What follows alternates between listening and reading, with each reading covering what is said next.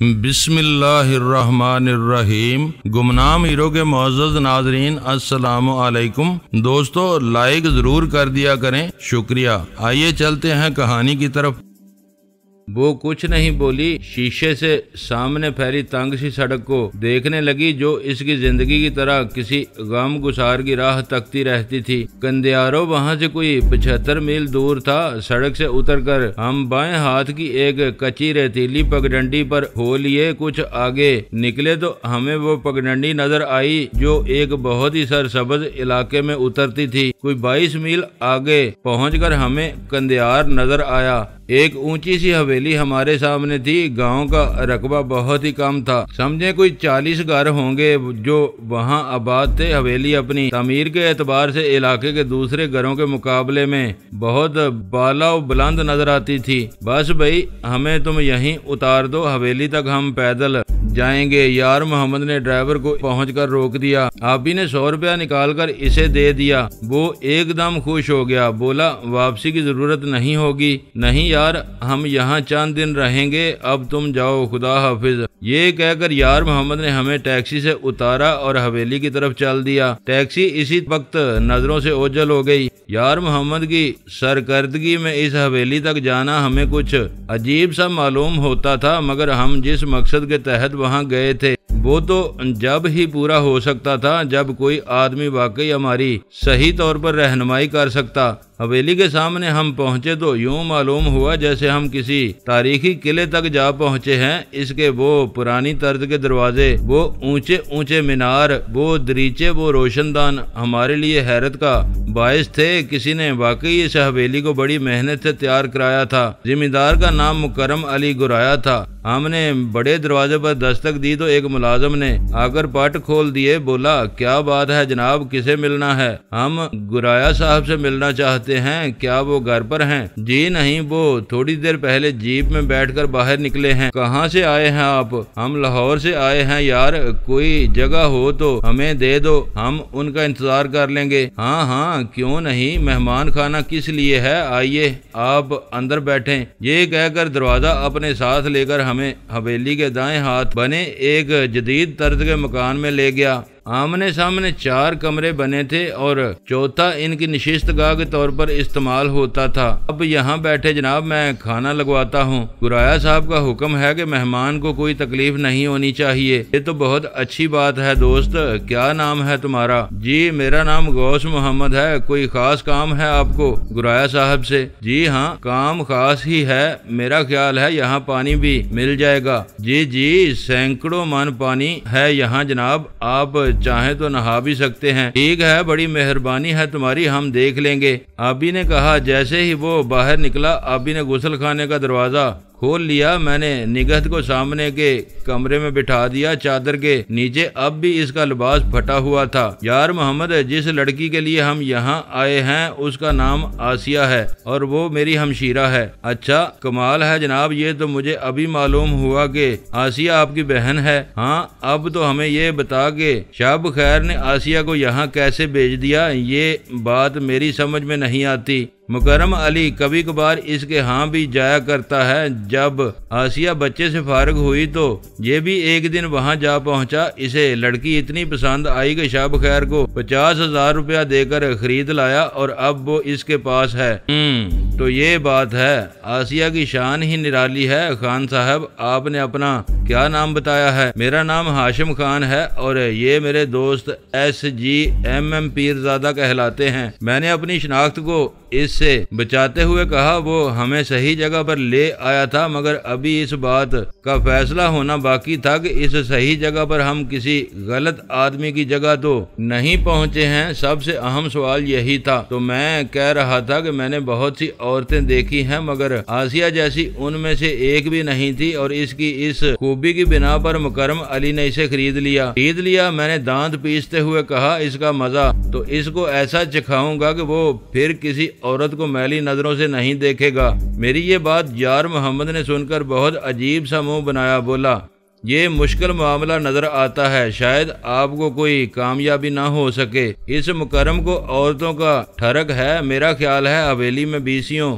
ऐसी भरी होंगी, एक से एक सोहनी और सजीली, और इन पर पहरा भी बहुत सख्त है, कई तरीकों से इनकी रखवाली करता है। तुम बहरहाल इतनी बात बता दो यार मोहम्मद के, कहीं तुम्हारा तो कोई मसला यहाँ नहीं फंसा है। तौबा तौबा करें खान साहब, मुझे क्या काम हो सकता है ऐसे आदमी से, मैं तो इस किस्म का बंदा ही नहीं हूँ। आपकी नौकरी मुझे खींच लाई है खान जी, वरना मैं किसी के साथ 2 कदम नहीं चलता। ठीक है, मुझे तुम्हारी बात पर एतबार है। इतने में अभी गुसल खाने से बाहर निकल आया, बोला तुम्हारा इस गुराए से कोई कनेक्शन है तो अभी बता दो, तुम्हारी राग हम अभी मसल सकते हैं। अभी गुसल खाने में बैठा हमारी बातें सुन रहा था। अच्छी तरह सोच लो, तुम्हारा इधर आना ही मुझे मशकूक लगता है यार मोहम्मद, और मैं सच्ची बात कह रहा हूँ तुमसे। सियाने कहते हैं कि जो चाकू छुरी से डरे इसे छाती छुरी से मारो। तुम कहीं इसी बात पर तो अमल नहीं कर रहे हो। तौबा करें पीरजादा साहब, मैं आपको ऐसा ही बेईमान लगता हूँ। कोई और होता तो आपके साए से भी भागता, मगर मैं बहादुर आदमियों का गुलाम हूँ। सोच लो, अच्छी तरह सोच लो, वो गश्ती तुम्हें कहीं हमारे पीछे न लगा गई हो। उसका तो अब नाम ही ना लें पीरजादा साहब, मैंने उसकी नौकरी नहीं बट झोंका है, मगर सवाल ये है कि आप गुराया साहब से बात कैसे करेंगे? बात भी कर लेंगे, इसमें क्या मुश्किल है? कोई तोप का गोला तो नहीं है वो आदमी ही है ना। आबी ने इसके सामने बैठते हुए कहा। इतने में गौस मोहम्मद हमारे लिए खाना ले आया। जब वो मेज पर बर्तन सजा चुका तो मैंने निगहत को भी वहीं बुलवा लिया। गोश्त बुना हुआ था और वो रोटियां ताजा थीं। भूख ने हमें नडाल कर रखा था। हम सब ने खूब पेट भरकर खाना खाया। गौस मोहम्मद के साथ एक और भी आदमी था जिसको वो जमाली कहकर पुकारता था, और इसे मालूम था कि हमें किस वक्त किस चीज की जरूरत है। हम जब खाना खा चुके तो गौस मोहम्मद बोला, आप जरा आराम कर ले मियाँ जी, गुराया साहब जब आए तो मैं आपको इतला दे दूंगा। ठीक है यार, यही बेहतर है। मैंने इसे बर्तन उठवा दिए और फिर निगत अलग कमरे में जा पड़ी और हम तीनों दूसरे कमरे में जा सोए। सितंबर का आखिर था और हम बहुत थके हुए थे। बिस्तर पर लेटते ही नींद आ गई। जब मेरी आंख खुली तो शाम के 5 बज चुके थे। गौस मोहम्मद दरवाजा बजा रहा था। मियाँ जी उठ जाएं, गुराया साहब वापस आ चुके हैं और आपसे मिलना चाहते हैं। अभी और यार मोहम्मद भी इसकी आवाज सुनकर जाग उठे। इसी वक्त हमने मुंह हाथ धोया और ताजा दम होकर हम गौस मोहम्मद के साथ हवेली के दूसरे हिस्से की तरफ चल दिए। निगहत को हमने कहा कि वो कमरे का दरवाजा अंदर से अच्छी तरह बंद कर ले। हम ऐसे आदमी जा पड़े थे जिसको औरतों पर राल कुछ ज्यादा ही टपकती थी। अभी हम चंद ही कदम चले थे कि अभी एकदम रुक गया। इसके कंधे पर पिस्तौल जो लटक रहा था वो बिल्कुल मसनूई था। किसी ने इसका असल पिस्तौल पेटी में से निकाल लिया था। गौस मोहम्मद, ये मेरा पिस्तौल किसने निकाल लिया है? अपना ब्रीफ केस इसने बाएं हाथ में ले रखा था। वो मियाँ जी दरअसल मैंने ही अलग रख लिया था। आप फिक्र न करें, ये बड़े लोग हैं, कोई छुरी चपाड़ी पसंद नहीं करते हैं। मैं आपको वापसी पर दे दूंगा। तो तुम्हारी ये मजाल है, हमारा ब्रीफ केस भी तुमने देख रखा होगा। आबी ने जमीन पर रखकर अपना ब्रीफ केस खोल लिया, मगर इसमें तमाम चीजें जो कि तुम मौजूद थी। आबी को गुस्सा आता था तो फिर इसके लिए जब्त नाम की कोई चीज बाकी नहीं रहती थी। इसका चेहरा देखकर मुझे यकीन हो चला था कि वो गौस मोहम्मद के अंदर खौफ जरूर लगा देगा। मैंने इसे आंख मारी कि वो गुस्सा पी जाए। गौस मोहम्मद के साथ ज्यादती पर इस वक्त एहतजाज अच्छा मालूम नहीं होता था। वो आदमी को इसकी इस्तेदाद से ज्यादा चुकन्ना रखती थी। हालांकि वो खुद जमीन बिल्कुल हमवार था जिस पर वो हवेली तामीर की गई थी, मगर इसको ज्यादा बारूब और हैबतनाक बनाने के लिए इसके मुख्तलिफ तख्ते बना दिए गए थे और मेहमान खाना सबसे निचले तख्ते पर था। मुलाकात के लिए कमरे इसके ऊपर वाले तख्ते पर बनाए गए थे, जिस पर पहुंचने के लिए हमें सीढ़ियां अबूर करना पड़ी। मुकर्रम अली गुराया एक बड़े वसी कमरे की अकबी दीवार के साथ लगे सोफों पर विराजमान था। इसके दाएं बाएं इसके 3 मुलाजिम बराबर की बुनियाद पर मुख्तलिफ सोफों पर बैठे थे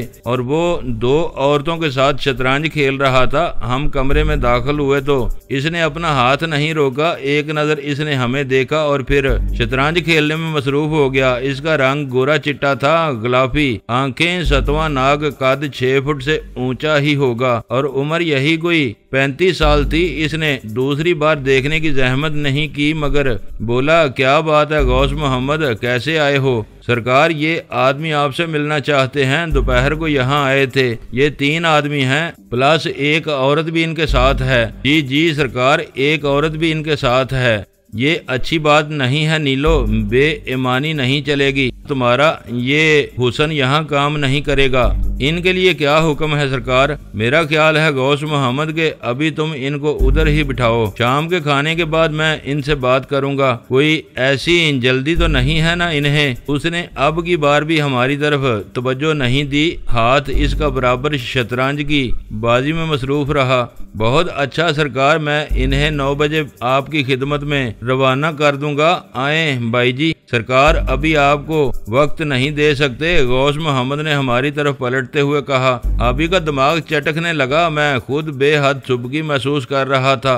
मुकरम अली गुराया जमीन पर आ ही नहीं रहा था। वो इन औरतों से चहलों में मसरूफ था और वो ऐसी खेली खिलाई औरतें थीं कि इसी के मतलब की बात कर रही थीं। उनकी आंखों में हया और शर्म कतन नहीं थी। मैंने चाहा कि गुराया के इस हुस्न सलूक पर एहतजाज करूं। अभी भी यही चाहता था मगर वो जिन लोगों के दरमियान बैठा था उनकी वजह से हमने खुद को बहुत रोका और इन्हीं कदमों चलकर हम कमरे से बाहर निकल आए। आबी का मुंह गालियों से लबालब भरा था। मैं भी बहुत तप गया था। दरवाजे से बाहर निकलते ही आबी ने गुराए को बहुत ही टेढ़ी किस्म की गाली देते हुए कहा, इसका मगज तोड़ने की जरूरत है खान, इसको हम शराफत से सीधा नहीं कर सकते। इसने तो हद कर दी है यार, किसी को हमारी यूं बेइज्जती करने की जरूरत नहीं हुई। ये खुद को समझता क्या है यार मोहम्मद, ये बहुत ऊंची शय है ये गुराया साहब। खानम ने अच्छा किया कि इसके सामने नहीं गया, वरना ये मुझे पहचान जाता और पता नहीं हमसे क्या सलूक करता। इसकी माइनस प्लस की ऐसी तैसी मैं इसको पूरी तरह मिनहा कर दूंगा। अभी बहुत ज्यादा तैश में आ चुका था। वो दप दप करता हुआ सीढ़ियां उतरा तो हमें ये देखकर हैरत हुई कि हमारे पीछे गौस मोहम्मद भी लपकता चला आ रहा था। हालांकि हम समझते थे कि वो दरवाजे में ही रुक गया है। वो मेरा पिस्तौल तो दे दो मुझे गौस मोहम्मद, हमें इसकी किसी भी वक्त जरूरत पड़ सकती है। इसका लाइसेंस है मेरे पास। आबी ने अपनी तबीयत पर जबर करते हुए कहा, कोई और मौका, कोई और मुकाम होता तो मुझे यकीन था कि आबी इस गौस मोहम्मद को निस्तो नाबूद कर चुका होता, मगर वो इस घड़ी सब्र की इलामत बन गया था। अब उसे आंख के अंदर लगे शीशों को संभालना आ गया था। गौस मोहम्मद ने इसकी बात सुनी तो बोला, दे दूंगा जनाब, ऐसी भी क्या जल्दी है, आपकी इमानत मेरे पास है। गुराया साहब से आपकी मुलाकात तो करवा दूं। ओए यमले, इधर आ, जरा इनको मेहमान खाने में पहुंचा दे। उसने दूर खड़े एक मुलाजिम को पुकारते हुए कहा और खुद वहीं ठहर गया। यमला तेजी से हमारी तरफ लपका और बोला, आए भाई जी, मैं आपको कमरे में पहुंचा देता हूं, आप इसके साथ जाएं, मुझे कुछ काम है जनाब, कोई जरूरत हो तो यमले को बता दें। गौस मोहम्मद भी हमारी समझ में नहीं आ रहा था। इस साले ने छूटते ही हमें बेहथियार कर दिया था और अब वो बगलें बजाता फिर रहा था। और वो गुराया बदमाश ऐसा लबलूस था कि हमारे सामने भी इन औरतों से खतका खेल रहा था। और वो जो 3 आदमी उसके इर्द गिर्द सोफे पर जमकर बैठे थे वो गालबन नकारा कर दिए गए थे, उन पर कोई असर ही नहीं हो रहा था। हम मेहमान खाने में पहुंचे तो ये देखकर इत्मीनान हुआ कि निगहत बड़े इत्मीनान से बिस्तर पर सो रही थी। अभी तक नींद ने इसका पीछा नहीं छोड़ा था। पता नहीं खानम के घर पर इसके साथ क्या कुछ बीत चुकी थी। आबी ने कमरे में पहुंचकर मेरा और अपना ब्रीफ केस लेकर अलमारी में रखा और जेब से सिगरेट निकालकर बोला, यार इस मुकरम अली ने कैसी बदमाशी दिखाई है, वो हमसे बात करना भी गवारा नहीं कर रहा था। कुत्ते का बच्चा कैसी अकड़ से बैठा था उन 9 नचियों के साथ। क्या किया जा सकता है? अभी इस दुनिया में हर किस्म के आदमी मिलते हैं, हमें बहुत सोच समझकर चलना होगा। हाँ ये तो है ही, कहीं वो आसिया हमें खुद ही देख लेती तो हमारा काम आसान हो जाता। जरा इस निगहत को तो बुलाओ, पता तो करें कि वो है क्या। मुसीबत उसे हम ख्वाह ही बहन बनाकर उठा लाए। इसकी उम्र देखो और करतूतों पर नजर डालो, अभी कुछ ज्यादा ही सीख पा हो रहा था। सिगरेट का धुआं भी इसके हलक से नीचे नहीं उतरता था। तू बोल ना उससे, कह वो इधर आ जाए। एक तो इसके कपड़े ही फट चुके हैं, इसका क्या करें। यहाँ से कपड़े कैसे मिल सकते हैं। वो गुराया तो हमसे बात ही नहीं करता। मेरा ख्याल है मैं इस यमले से कहता हूँ, वो जरूर कोई बंदोबस्त कर देगा। हाँ बुलाओ उसे। ओए यमले जरा बात सुन, इधर आके। आबी ने खिड़की में से झांक कर यमले को आवाज दी। वो बाहर घास पर बैठा तिनके तोड़ तोड़ कर अपने इर्द गिर्द फेंक रहा था। वो फौरन ही अंदर आ गया, बोला जी भाई जी, क्या हुक्म है मेरे लिए। देख यार, हमारे साथ एक औरत भी है, इसके लिए अगर तू कपड़ों का एक जोड़ा ला दे तो तेरी बड़ी मेहरबानी होगी। आबी ने इसे एक सिगरेट बतौर रिश्वत देते हुए कहा। ना मियाँ जी, मैं कपड़े कहाँ से ला सकता हूँ। वैसे तो अंदर सैकड़ों जोड़े होंगे, मगर मैं कैसे ला सकता हूँ। देख ये ले 50 रुपए, समझ रहा है ना मेरी बात। जिस तरह भी हो सके एक दो जोड़े बाहर ले आ, छुप छुपा कर ही ले आ। बात ही इसकी समझ में आ गई। इसने रुपए हाथ में पकड़े और बोला, ठीक है मियाँ जी, मैं कोशिश करता हूँ, मगर जनाने में जाना मेरे बस की बात नहीं है। मैं अपनी औरत से कहता हूँ, वो भी इधर ही काम करती है। जी हाँ, वो जनाने में मुलाजिम है, इसको सारी बात समझानी पड़ेगी। हाँ जाओ, जैसे भी हो सके हमें कपड़े जरूर ला दो। आबी ने इसका कंधा थपथपाया। वो बाहर निकला तो आबी ने निगहत को जगा दिया। वो अपनी चादर संभालती हुई नीम व आंखें लिए जिनमें नींद का खुमार उबल रहा था, हमारे कमरे में आ गई। बीबी तुम अंदर जाकर मुंह धो लो, चाहो तो नहा भी सकती हो। तुम्हारे लिए हमने नए कपड़े मंगवाए हैं, मुलाजिम को अभी अंदर भेजा है। मैं ऐसे ही ठीक हूँ, कपड़े मिल गए तो फिर मैं नहा लूंगी। ये कहकर वो मेरे पलंग की पांति बैठ गई। मैं पूछता हूँ, निगत के तू शब खैर के हाँ कैसे जा पहुँची। बहुत दलील औरत है। मैं क्या बताऊँ भाईजान, मेरी तकदीर खोटी थी कि मैं जमान बेग के साथ घर से निकल भागी। वो मुझे यहाँ मियाँ वाली ले आया, मगर इसी शाम इसके वालिदैन आ गए और वो इसे समझा बुझाकर सीढ़ियों पर से वापस ले गए। मुझे पता ही नहीं चल सका कि हुआ क्या है। इत्तेफाक से ये शब खैर वहाँ गई हुई थी। बाप बेटे का झगड़ा इसके सामने ही हुआ। वो बाहर निकले तो ये मेरे पास आ पहुंची और वहाँ से उठाकर मुझे अपने घर ले गई। ये बात हम पहले भी सुन चुके हैं। वो जमान बेग था कौन? इसने हाल ही में ग्रेजुएशन की थी, अब पता नहीं कहाँ होगा। ये पहला आदमी था जिसके हवाले तुम्हें किया गया। हाँ, शब खैर ने कहा था कि वो मुझसे शादी कर लेगा। एक जरा मुलाकात कर लो। तुम अपने घर जाना चाहती हो, वो मुझे कैसे कबूल करेंगे? मेरी सूरत से वो नफरत करते होंगे। जमान बेग का घर तुम्हारे करीब ही है। नहीं, वो उधर कचहरी के पास रहता है। मुझसे वो स्कूल के रास्ते में मिला करता था। हो सकता है तुम्हारे वालिदैन तुम्हारे घर से गैर हाजिरी को कोई और बहाना पेश कर रहे हों। अगर ऐसा है तो वो तुम्हें वापस लेने पर तैयार होंगे। पता नहीं, मेरा कोई भाई नहीं है, हम 5 बहनें हैं। वालिद मेरे दुकानदार हैं, पता नहीं वो क्या सोचते होंगे। मेरा ख्याल है हम तुम्हें घर भेज देते हैं। अगर तुम चाहो तो यार मोहम्मद तुम्हारे साथ जा सकता है। ये तुम्हारी कहानी को अच्छी तरह समझता है। आप जो मुनासिब समझते हैं करें, मैं तो तबाह हो ही चुकी हूँ। बस ठीक है, तुम जरा नहा लो और अपनी शक्ल दुरुस्त रखो। कपड़े आ जाएं तो हम तुम्हें यार मोहम्मद के साथ घर भेज देंगे। आबी ने बड़े जले कटे लहजे में कहा। वो हर तरफ अपनी नहुसत का साया फैलाती नजर आती थी। नींद अभी तक उसकी आंखों में तारी थी और वो उसने सोगवार ही नजर नहीं आती थी, बल्कि गर्दो पेश को भी ये मताए गम पेश कर रही थी। और आबी को ये सब कुछ पसंद नहीं था। अजीब सी मुर्दनी छाई हुई थी इसके चेहरे पर। लगता था वो सारी रात इस अलमिये पर मातम कना रही है जो उस पर बीत चुका था। हालांकि ऐसी औरतों को अस्मत के मामले में इतना हसास नहीं होना चाहिए। वो जो घर से भाग आई, इसके लिए इससे क्या फर्क पड़ता है कि इसका मर्द जमान बेग था या कोई और। यमला कोई 20 मिनट बाद वापस आ गया। इसके हाथ में पहने हुए कपड़ों का एक जनाना जोड़ा था, मगर वो दुल्हे दुलाए मालूम होते थे। निगत ने इन्हें ही गनीमत समझा और गुसल खाने में जा घुसी। आबी का गुस्सा दम बदम बढ़ता जा रहा था। मुकरम अली गुराया कि इस नखरे पर पर उसे इतना तैश आ रहा था कि इसने मुझसे कोई आधा घंटे तक कोई बात नहीं की।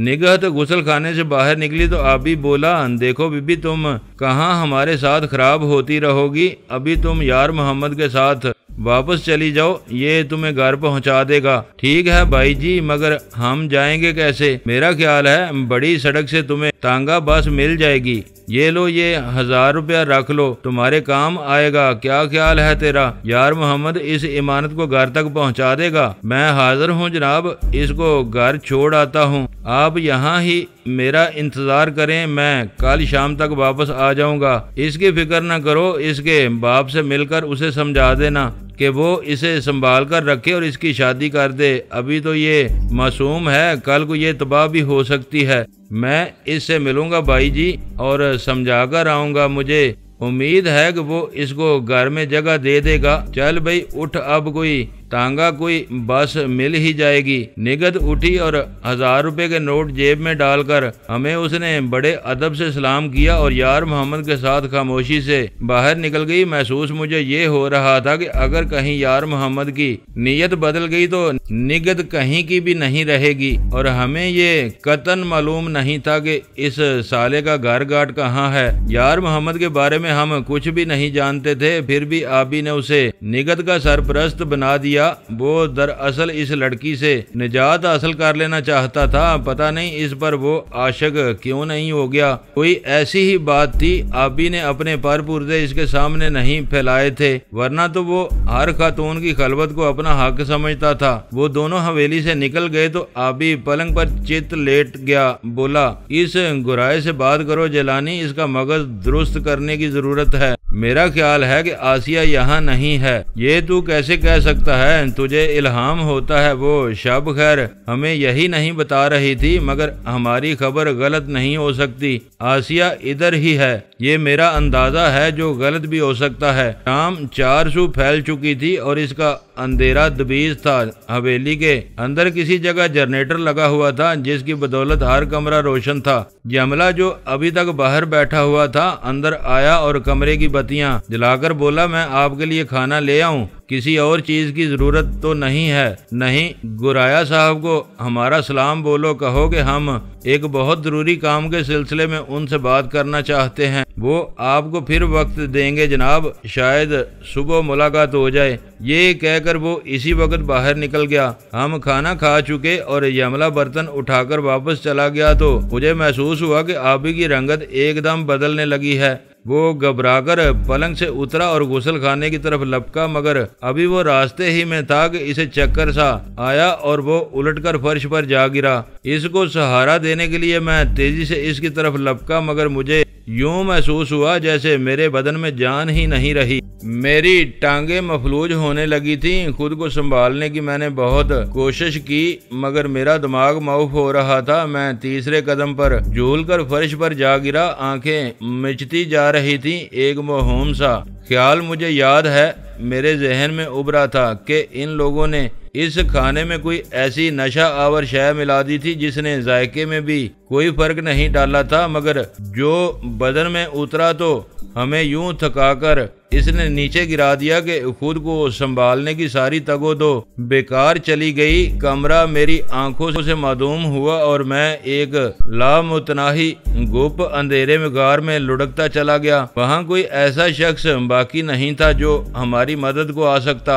निगहत और यार मोहम्मद को हम पहले ही रुखसत कर चुके थे। कोई ऐसा ही बेरंग बेजायका गुलवा कर वो हमें पिला चुके थे कि हमारे फरिश्तों को भी खबर ना हो सकी कि हमारे साथ क्या हो चुका है। हमारा हाल इस औरत का सा था जिसे मालूम भी ना हो सका हो कि इसकी बेहुरमती कर दी गई है। बहुत ही बुरी हालत हो चुकी थी हमारी। अभी अलग फर्श हो चुका था और मेरी रगे एहसास किसी ने अलग मसल दी थी। जब मुझे होश आया तो महसूस हुआ कि मैं अभी तक फर्श पर पड़ा हुआ हूँ, मगर वो कोई और ही फर्श था। खुरदरा था, यूं लगता था जैसे वहाँ ईंटें बिछी हैं। मेरे दाएं बाएं खिला ही खिला था। मैंने बाजू फैलाकर फर्श को टटोलने की कोशिश की तो मुझे महसूस हुआ कि मैं वहां तन्हा नहीं हूं। मेरे दुख में आबी भी शामिल था। मैं खुद को बिल्कुल बिखरा बिखरा महसूस कर रहा था। खुद को यकजा करके मैं उठा और आबी तक घिसटता हुआ जा पहुंचा। कमरे में गुप्त अंधेरा छाया हुआ था, ऐसा गुन्ना और दबीज अंधेरा था कि हाथ को हाथ सुजाई में नहीं देता था। लगता था हम दोनों आलम लाहूत तक जा पहुंचे हैं, खुद को फना करके अल्लाह की जात में मदगम हो चुके हैं। मेरा ख्याल है कि कब्र भी इतनी तारीक नहीं होगी कि वहां आदमी की मुलाकात मुनकर नकीर से तो होती ही रहती है। उन फरिश्तों के चेहरों का नूर मुर्दे को मशहूर करता रहता है। आबी, ओए आबी, उठ जा अब, मैंने इसको टटोलते हुए कहा। इसका मुंह खुला था और इसकी सांसें गुर गुर करके कमरे के सन्नाटे को दरहम बरहम कर रही थी। आबी को जगा लेने का फन मुझे नहीं आता था। उसे तो साकी ने नशा पिला के जेर कर रखा था और वो साकी कहीं नजर भी नहीं आता था। अभी मुझे ये भी मालूम करना था कि उन लोगों ने हमें किस मकान के किस कमरे में डाल रखा है। कोई आध घंटे तक मैं आबी की मिन्नत समाजत करता रहा। वो कुछ ज्यादा ही बहक गया था। इसकी भी जेबें खाली थी और मुझे भी इन लोगों ने सुबक बार कर दिया था।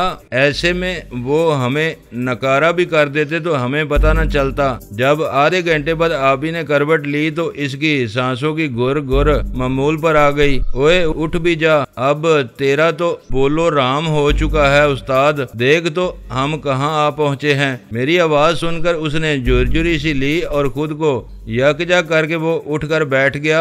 गुराए को लंबी सी बहुत ही पेचीदा सी गाली देकर बोला, इस बदमाश ने हमें कहाँ फेंक दिया है भाई, इसके खाने में क्या चीज डाली थी उसने। कुछ ना पूछो यार, तेरे पास कोई सिगरेट है तो वो निकाल दे। उसने जेबों में हाथ डाला तो एक पैकेट और एक दिया सलाई इसको मिल गई। बोला यार मेरी जेब से वो सारी चीजें निकाल चुके हैं, वो ब्रीफ केस भी नजर नहीं आता। ये हुआ क्या है आखिर हमारे साथ? इस गुराए ने हमें जरा सा नशा पिलाकर मार दिया है। सिगरेट तेरे पास कैसे रह गए? ये उनकी मेहरबानी है, सोचते होंगे कि सिगरेट से हमारा दिल जरा बहलता रहेगा। ये कहकर उसने 2 सिगरेट सुलगाकर एक मुझे दे दिया। वो अब की बार गीला नहीं था। माचिस की रोशनी में उसने गर्दोपेश का जायजा लिया तो मालूम हुआ कि हम वाकई पिंजरे में डाल दिए गए हैं। कमरा 3 तरफ से बंद था और इसके दरवाजे पर लोहे का आहनी जाल लगा दिया गया था जिसकी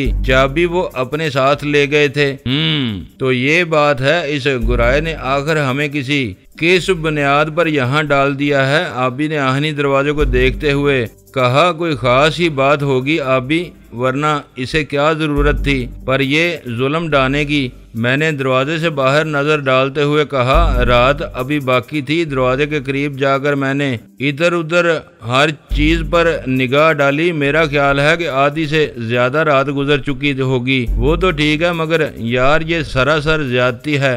हमने क्या किया है इस गुराए के खिलाफ? मैं खुद हैरान हूँ। बहरहाल वो जल्दी हमसे राब्ता कायम करेंगे। जरा देखो तो बाहर 2 ताले लगे हैं और दोनों शिकारपुरी हैं। मैंने आहनी दरवाजे में से हाथ बाहर निकालकर तालों की सरगुज़श्त से सुना दी। अभी भी मेरे करीब ही आ गया। अब वो पहले से खुद को बहुत बेहतर महसूस कर रहा था। ले तू इधर कंदियार की सैर कर ले, बहुत अरमान था तुझे आसिया से मिलने का। इस कुत्ते ने पहले ही झटके में हमारा काम तमाम कर दिया है। समझ लूंगा मैं, इससे फिक्र न कर, मुझे हर बात याद रहती है। इससे क्या होगा, अभी तो इसने हमें बांध ही लिया है। हमारी जमानत देने वाला भी यहाँ कोई नहीं है। चल आजा, इधर इत्मीनान से बैठ, जो कुछ होगा देख लेंगे। क्या कर लेंगे वो हमारा? मैंने इसके कंधे पर हाथ रखकर उसे कमरे के वस्त में ला बिठाया। वो बहुत ज्यादा तपा हुआ था। अंधेरे की दबीज चादर को काटने के लिए इसने एक साथ 2-2 सलाइयां जला दी। इसका चेहरा देखकर मैं लर्ज सा गया। मुझे डर था कि कहीं वो इस सदमे से पागल होकर मुझे ही ना उधेड़ डाले। इस पर जो कुछ भी बीत रही थी वो मेरी ही वजह से थी, पर मैं समझता था वो मुझे, मगर कदम कदम पर मेरी हर तदबीर उसे उल्टी होती नजर आती थी तो इसकी राय मेरे बारे में एकदम खराब हो जाती थी। दिया सलाइयां जल्दी ही बुझ गईं तो उसने कमीज उतार कर अपनी बुनियान अलग रखकर इसे आग दिखा दी। कमरा और ज्यादा रोशन हो गया। इसकी आग की लौ में आबी के चेहरे की बदलती रंगत मुझे इस वैश्य की याद दिलाती थी जिसको जंगल से बांधकर किसी ने पिंजरे में डाल दिया हो। वो मुझसे भी कोई बात नहीं कर रहा था और मैं इस सोच में गुम था कि आखिर इस करम अली गुराया ने हमें ये सजा क्यों दी है, किस लिए वो हमसे यूं कैदियों ऐसा सलूक कर रहा है, इसे क्या बर्खाश है हमसे। मेरा ख्याल था कि शायद उस यार मोहम्मद ने हमसे ये चालाकी की है। मियाँ वाली में वो हमारे बराबर ना उतर सका था तो इसने हमें कंदियार में जलील करवाने के लिए मुकरम अली गुराया को बता दिया होगा कि हम किस कमाश के लोग हैं, मगर इस बात का सबूत कोई नहीं मिल रहा था। वो हमसे एक लहजे के लिए भी अलग नहीं हुआ था। जब वो बिछड़ा तो निगत इसके साथ थी। इसे मुकरम अली से बात करने का कोई मौका ही नहीं मिल सका था। वो बिलाशुबा बेकसूर था, इसके बारे में कोई बदगुमानी मेरे दिल में नहीं पैदा होनी चाहिए थी, मगर असल राज तो कोई हम पर आश्कार करता। आखिर इस गुराए ने हमारे किस जुर्म की सजा दी है हमें। बुनियान जीर जीर जलती रही, इसका शोला कभी तेज हो जाता था और कभी यूं लगता था जैसे वो भस्म हो रहा है, बुनियान का जला हुआ खाकस्तर होता जा रहा था। यही कैफियत हमारे जहनों की थी, वो भी अंदर से जलकर राख हो गए थे। मेरा ख्याल है कि इस मुकरम अली को आसिया से कोई बहुत बड़ी शिकायत है, वरना वो हमारे साथ ये सलूक न करता। ऐसा तो हमारे साथ कभी भी नहीं हुआ। आबी ने दूसरा सिगरेट सुलगाते हुए कहा, तो इस शिकायत को वो जाहिर तो करता। ये तो कोई तरीका नहीं है यार जी, हम इसका गिला दूर कर सकते थे। मेरा ख्याल है कि यहाँ पहरेदार कोई भी नहीं है, सिर्फ 2 ताले हमारी हिफाजत कर रहे हैं। लगता तो ऐसा ही है, कोई होता तो सामने ना आ जाता। बुनियान इस अरसे में जलकर राख हो चुकी थी। आबी फर्श पर टांगे फैलाकर लेट रहा। बोला, तू भी सो जा अपने नसीब की तरह, तेरे लिए यही बेहतर है जलानी, तेरा रास्ता वाकई बहुत कठिन है। आबी ने ऐसे आजरदा लहजे में ये बात कही कि मैं समझा इसने मेरे सीने में खंजर घोंप दिया है। मैं कितनी ही देर तक अपने माजी के आईने में मुस्तकबिल की तस्वीर देखता रहा। वो ठीक कह रहा था, मेरा रास्ता वाकई बेहद कठिन था और अब मैं ऐसे मुकाम पर जा पहुंचा था कि मेरी वापसी किसी भी तरह मुमकिन नहीं थी। अनगिनत लोगों का खून मेरे हाथों पर लगा था और वो पुकार पुकार कर कह रहा था कि मुझे तख्तादार से इधर रख लेना नामुमकिन था। वो लोग जो मुझसे भिड़ गए थे, इनके लिए अपनी जान छुड़ाना मुश्किल हो गया था। वो सातार धुन के मारे लोग बसा औकात मौत के मुंह में जा गिरे थे। ये मेरे हाथ की करामत थी कि मेरी तकदीर मुझे उन लोगों के सामने रुसवा होने से बचा लेती थी, मगर होता यही आया था। और अब मेरे सामने मुकरम अली गुराया आ ठहरा था। इसने कोई पूछगिछ किए बगैर ही हमारे खाने में कोई जहरीली शय मिलाकर हमें बेबस कर दिया था। तो मुझे यकीन होने लगा था कि इसकी मौत इसे आवाजें देने लगी है। हम पर हाथ उठाकर कभी कोई आदमी सुख का सांस नहीं ले सका था। इसका भी यही हशर होने को था। वो कोई बात करता, हमारे आने का मकसद ही पूछ लेता। इसे बहुत गुस्सा आता तो वो हमें कलम बंद सुनाता, कुछ तो कहता, मगर इसने हमसे बात करना भी गवारा नहीं की थी। और अब हम दोनों वहां बैठे सोच रहे थे कि इसके साथ अगला मरहला कैसे तय होगा। रात ठंडी थी और खुले दरवाजे में से हवा अंदर आकर हमें ये एहसास दिलाती थी कि गर्मियों की रुत आखिर हो गई है। अक्टूबर शुरू होने को था और अब रातों को आदमी लिहाफ के बगैर गहरी नींद सो नहीं सकता था। आबी तो मेरे सामने दिल पर सब्र का पत्थर रखकर लेटा और गहरी नींद में खो गया, मगर मुझे एक पल ऊँग नहीं आई। यहाँ तक कि सुबह हो गई। मैंने आबी को जगाना नामुनासिब समझा। खुदा जाने उसे फिर ऐसी गहरी नींद कब मुयस्सर आएगी। अगली रातें पता नहीं हमारी किस तरह गुजरे। कोई कल की बात आज कैसे कह सकता है। अगले पल की तो आदमी को खबर नहीं होती कि कौन कह सकता है कि अगला लम्हा आदमी को जमीन के ऊपर आएगा कि जमीन इसके ऊपर आ जाएगी। मेरा ख्याल है उस वक्त सुबह के 6 बज रहे होंगे। मुझे सलाखदार दरवाजे के सामने एक साया सा लरजता नजर आया। कोई आदमी आया और तेजी से दूसरी तरफ निकल गया। मैं इसको आवाज देने के लिए दरवाजे के करीब जा ठहरा। चंद ही लम्हों बाद वही आदमी दोबारा वहां आ ठहरा। अब इसके हाथ में 2 नाली बंदूक थी। वो दरवाजे से 3-4 कदम दूर ठहर गया। मुझे मुझे इसने वहाँ खड़े देख लिया था, मगर इसने मुझसे कोई बात नहीं की। वो दूर खड़ा मुझे बड़ी गहरी नजरों से देखता रहा। क्या बात है मियाँ, ये हमें किस बात की सजा दे रहे हो तुम लोग? हम तो गुराया साहब के मेहमान थे। मैंने इसको मुखातब करते हुए कहा, मगर मेरी इस बात का इसने कोई जवाब नहीं दिया। बंदूक को कुछ इस अंदाज से इसने पकड़ रखा था जैसे वो अभी मुझ पर गोली चला देगा। दोस्तों, वीडियो को लाइक जरूर कर दिया करें। ISI पाक आर्मी जिंदाबाद, पाकिस्तान पाइंदाबाद। मुअज़्ज़ज़ नाज़रीन, अपना ख्याल रखिएगा और अपने इस चैनल का भी शुक्रिया।